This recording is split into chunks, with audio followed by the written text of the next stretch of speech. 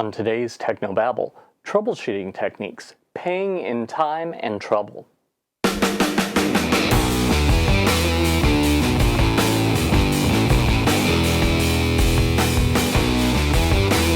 This is Tech No Babel, your weekly source for church video and graphics news, perspectives, tips, and tricks. And now here's your host, Paul Clifford.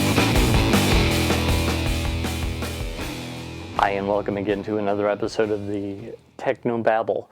This is the show where every week I help you with church video and graphic design. My name is Paul Allen Clifford. I'm your host, and I'd love for you to join the conversation, so just do that below the video.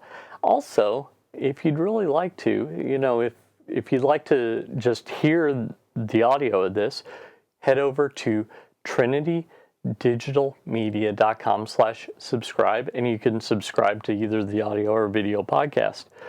If that's the case, you can't leave a message under the video, so just head over to trinitydigitalmedia.com/TNB and leave your comment there. So, one thing that a lot of people think is that the only way that you pay for things is with money. That's actually not true. Money is just one of the many possible ways that you pay for things. Another way is with time and trouble. So consider, how much does it cost to replace something versus how often do you replace it? Also, how much maintenance does it require? Does it require more people to operate than if you got a different piece that may be a little bit more money? And does it add unnecessary frustration to someone's life? Frustration that really doesn't need to be there. Perfect example of this is there was a story not too long ago that came out where some school system was still using a computer system to control their HVAC unit that was, 10 or 15 years old. Crazy, I know. But when it finally broke, there was no one that could fix it. So the only way to fix it would be to either replace it wholesale or to fly in an expert from somewhere else who knows how this was created and try and figure it out. So replacing it earlier might have saved all kinds of time, all kinds of trouble, and maybe some on the energy bills. So that's a perfect example. So should you just replace the piece? Well, ask yourself, how much does it cost to pay the person who has to deal with it?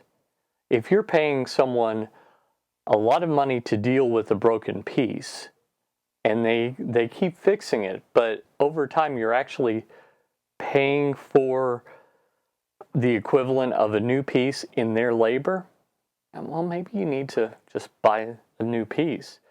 Are maintenance costs more than getting a new one? Consider that.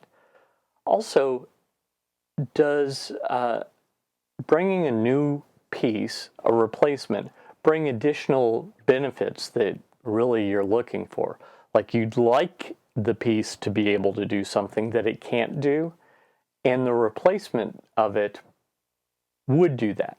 Because that might be kind of an intangible that's not clearly aligned on the budget.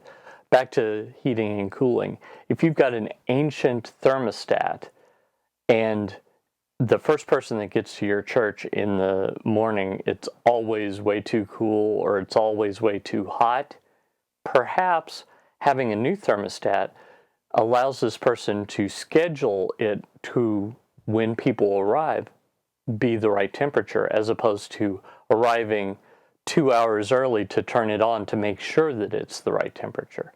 So there could be some intangibles there that you just don't know. Remember, a lot of times it's the case that you've got a choice between cheap, reliable, or capable. Something might be cheap and capable, but not reliable, or cheap and reliable, but not capable, or reliable and capable, but not cheap. So sometimes you've got to pick two.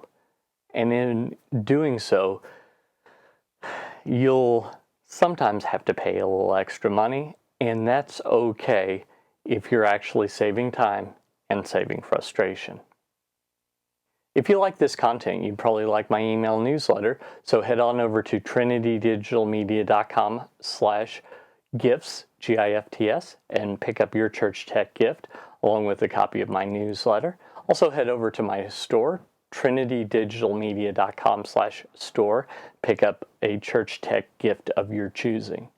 Until next time, this is Paul Allen Clifford with trinitydigitalmedia.com. Go out and change eternity.